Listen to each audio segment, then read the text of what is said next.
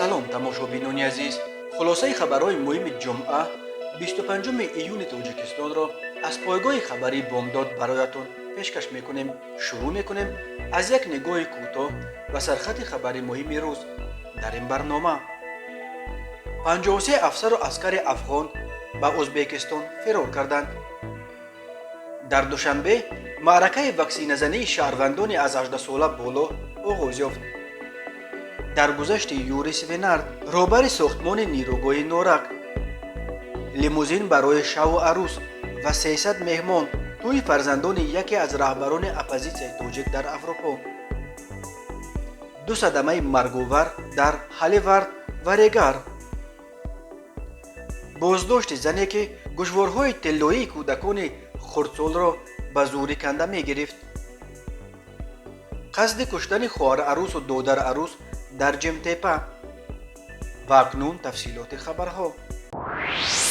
вазорати корҳои хориҷии ӯзбекистон рӯзи 24 июн бо нашри як баёния хабар дод ки рӯзи 23 июн 53 низомии афғонистон ва силоҳбадастони дастаҳои худдифоъ аз ҳудуди вулусволии шӯтепа бо силоҳҳои худ ба қаламрави ӯзбекистон гузаштанд, вале баъди анҷоми тадбирҳои лозимӣ, шиносоӣ ва амалҳои тафтишотӣ ин шаҳрвандони афғонистон ба ватанашон баргардонида шуданд. гуфта мешавад дар изҳорот, аксари аҳолии вулусволии шӯтепаро ӯзбекҳои афғонистон ташкил медиҳанд, вале вазорати корҳои хориҷии ӯзбекистон изҳор дошт ки ҳама гуна кӯшишҳои ғайриқонунӣ гузаштан ба қаламрави ӯзбекистон бо сурати шадид пешгирӣ карда шуда, нисбат ба саратшиканон чораҳои шадидтарин андешида мешавад.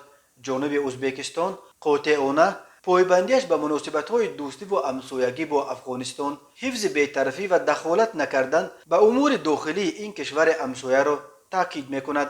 вазорати корҳои хориҷа гуфт, Тошканд бо таваҷҷӯҳ тағйирот дар вазъи сиёсӣ ва ҳарб дар Афғонистон, бахусус дар манотиқи ҳаммарз бо Ӯзбекистон дар шимоли он кишварро назорат дорад ва аз афзоиши хушунат дар кишвари ҳамсоя мояи нигарониҳои амиқ шудааст. ташдиди вазъият дар шароити мавҷи нави пандемияи коронавирус зиндагии мардуми афғонро боз ҳам мушкилтар мекунад. Тошканд аз ҳамаи тарафҳои зиддахли низо дар Афғонистон хостааст ки аз хушунат даст бикашанд ва ба қурбон шудани мардуми бегуноҳи мулкӣ роҳ надиҳанд. ӯзбекистон аз 22 июн ҳамаи гузаргоҳҳо дар марз бо Афғонистонро баста, додани виза ба шаҳрвандони он кишварро қатъ кард, вале гуфт, ин маҳдудиятҳо ба сабаби бад шудани вазъи эпидемиологӣ дар Афғонистон ҷорӣ карда мешавад. ёдовар мешавем, қаблан қушунҳои сарҳадии Тоҷикистон хабар доданд ки рӯзи 22 июн дар пайи ба дасти ҷангиёни толиб афтодани Шерхонбандар, гузаргоҳи бузургтарин дар марзи Тоҷикистону Афғонистон, 134 тан аз низомиҳои афғон бо силоҳҳои худ ба қаламрави Тоҷикистон фирор карданд. Нашрияи Фараш рӯзи 24 июн аз қавли як манбаи худ хабар дод ки сарбозони афғоне ки ба хоки Тоҷикистон ақибнишинӣ кардаро имрӯз ба ҳукумати Афғонистон супориданд. ҳамчунин муовини сардухтори бемористони марказии ноҳияи Ҷайҳун Аҳёев Муҳаммадӣ ба рӯзноманигорон гуфтааст, вазъи саломатии ду сарбози афғон ки ин ҷо таҳти назорати духтурон буданд хуб шудааст ва субҳи 24 июн ин ду сарбозро ба кормандони ҳифзи ҳуқуқ супориданд. ҷангҷӯёни толибон дар чанд рӯзи охир беш аз 60 ноҳияро дар манотиқи гуногуни Афғонистон, аз ҷумла даҳҳо ноҳияҳоро дар марз бо кишварҳои Осиёи марказӣ, Ӯзбекистон, Тоҷикистон ва Туркманистон ишғол карданд. пешрафтҳои ахири толибон нигарониҳоеро ба бор овардааст ки ҳукумати кунунии Афғонистон метавонад баъди хуруҷи такягоҳи асосияш нирӯҳои эътилофи байналмилалӣ суқут кунад. қарор аст ки нирӯҳои Амрико муҳраи асосии ин эътилоф аллакай то моҳи сентябри соли ҷорӣ тарки Афғонистон кунад.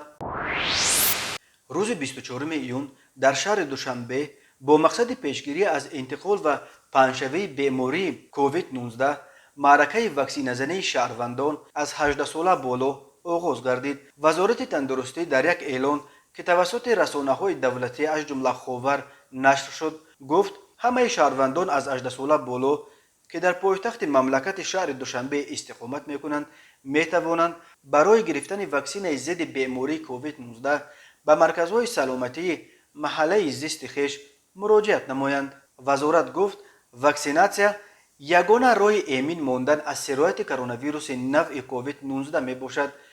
طبق توصیه متخصصان تنها با گرفتن واکسن هر یک نفر می تواند خود و نزدیکانش را از سرایت کووید 19 امن نگاه دارد. روز 24 ایون یک گروه ژورنالیستان شناخته نیز در دوشنبه خود را از کرونا ویروس ام کردند. با آنها برای امکنی واکسن استرازینیکا، واکسن های خطایی کروناواک و با برخی حتی واکسن روسی سپوتنیک 5 را پیشنهاد کردند. ژورنالیست عبدالرحمن رحمانوف خبر داد که طبیبان روز 24 ایون در مسجد دوشنبه نیز به مردم واکسن ضد کرونا ویروس را پیشنهاد میکردند. مرحله اول معرکه ایمونیزاسیا با ضد بیماری کرونا ویروس میان کارمندان ساحه تندرستی، ساحه معارف و علم و شخصان از 60 ساله بالا 23 مارس سال روان و مرحله دوم آن 25 می آغاز گردید. ولی بنا به آمارهای آخرین در تاجیکستان همگی بیش از 130,000 نفر 1.4% از جمع اهالی کشور از کرونا ویروس واکسن گرفتند که این یکی از نتیجه های پایین‌تر در دنیاست. برای مقایسه این رقم در امریکا 51%، در کانادا و اسرائیل و بریتانیا 62%، در روسیه 12% و در ازبکستان 3.6% بوده است. تاجیکستان ماه مارس توسط سازمان‌های جهانی تندرستی از چین 192,000 وایه واکسن استرازینیکا وارد کرد. روز 20 ایون خطای 300,000 واکسن دیگر ضد کرونا ویروس را به تاجیکستان رایگان داد. بنا به اطلاع خالقزاده قرار است روزهای نزدیک قسم دوم واکسن از طریق برنامه کوواکس نیز وارد شود. کوواکس یک برنامه است که مقصدش تامین دسترسی عادلانه همه کشورها از جمله کشورهای فقیر به واکسن ضد کرونا ویروس است. خبرگزاری سپوتنیک خبر داد که روسیه نیز نقشه دارد تا به طور رایگان به تاجیکستان 100,000 وایه واکسن سپوتنیک بدهد. یوری سوینارد مهندس شناخته ساختمان نیروگاه‌ها روز 23 ایون در بیمارستان نویه ادینسو و ولایت مسکو از عالم چشم پوشید. یوری سوینارد به علت بیماری کرونا ویروس بستری گردیده در شعبه رانیماسیا قرار داشت. یوری سوینارد همگی 6 روز قبل از زادروز 86 ترک دنیا کرد. ادیب کنستانتین سوینارد پسر یوری سوینارد خبر داد که مراسم دفن پدرش روز 26 ایون در شهر زاولژ ولایت نیژنی نوفگورود دایر می شود. او را در کنار والدانش به خاک می سپارند. یوری سوینارد یکی از شهرتیارترین نیروگاه سازان زمان SSR به شمار می رفت.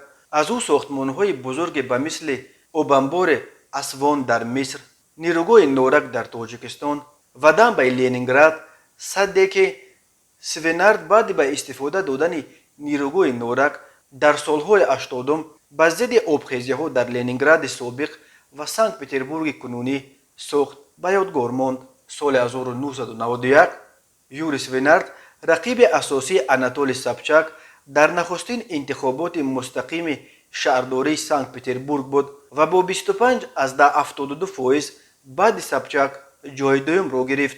ولی در تاجیکستان یوری سوینارد برای بنیاد نیروگاه نورک بزرگترین نیروگاه این جمهوری ارج می‌گذارند. با گذشت قریب 50 سال همچنان اکثر نیروی برق تاجیکستان را همین نیروگاه ساختمان یوری کنستانتینویچ سوینارد تامین می‌کند. یوری سوینارد 29 ایون سال 1935 در شهرک مالای اولبا در شهر قزاقستان به دنیا آمده است.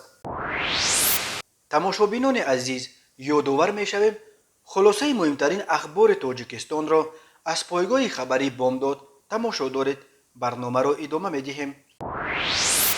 در پایان هفته گذشته در شهر ورشاوا پایتخت پولشا یکباره 3 توی تاجیک‌های مقیم اروپا برگزار شد. روز 19 ایون عبدالستار بابایف معروف به ایشان عبدالستار رهبر کمیته نجات گروگان‌ها و زندانیان سیاسی تاجیکستان پسرش را خانه‌دار کرد و همزمان دخترش را به شوهر داد. روز 20 ایون фирӯзи маҳмадалӣ писари сиёсатмадори зиндонӣ маҳмадалӣ ҳаит низ дар варшава издивоҷ кард. бино ба иттилои дарёфтӣ дар поёни ҳафтаи гузашта бисёре аз раҳбарони умдаи оппозитсияи тоҷик дар аврупо барои иштирок дар ин тӯйҳо ба варшава рехта буданд.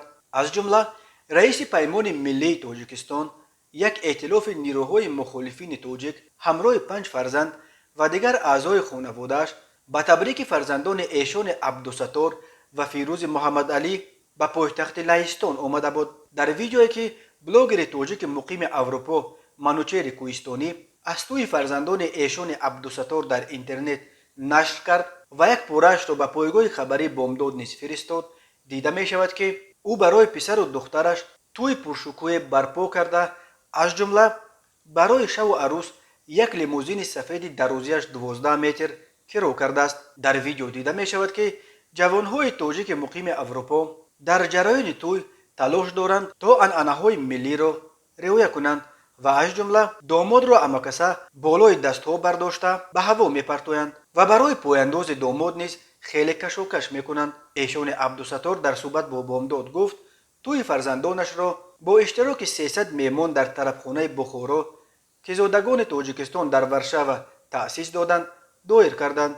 эшони абдусаттор гуфт бо яке аз тоҷикҳои лаҳистон қудо шудааст. эшони абдусаттор ки зодаи кӯлоб аст, соли 2015 баъди манъи фаъолияти ҳизби наҳзати исломии тоҷикистон тарки тоҷикистон кард ва ба аврупо паноҳ овард. ӯ бо фарзандонаш дар лаҳистон ба сар мебарад. дар умум дар солҳои охир ҳудуди 10 000 нафар аз шаҳрвандони тоҷикистон ба кишварҳои аврупо паноҳ оварданд. як бахши аъзами онҳо тарафдорони созмонҳои оппозитсионӣ ва ҷараёнҳои мазҳабӣ дар тоҷикистон мамнӯъ ба мисли ҳизби наҳзати исломии тоҷикистон, гурӯҳи 24 ва салафия мебошанд, вале дар байни паноҳҷӯёни тоҷик дар аврупо онҳое низ зиёданд ки ба хотири расидан ба як зиндагии беҳтар барои худу фарзандонашон роҳи аврупоро пеш гирифтанд. як ҷавони 21-солаи сокини ҷамоати ҷимтепаи ноҳияи рӯдакӣ бо гумони сӯйқасд ба одамкушӣ дастгир шудааст.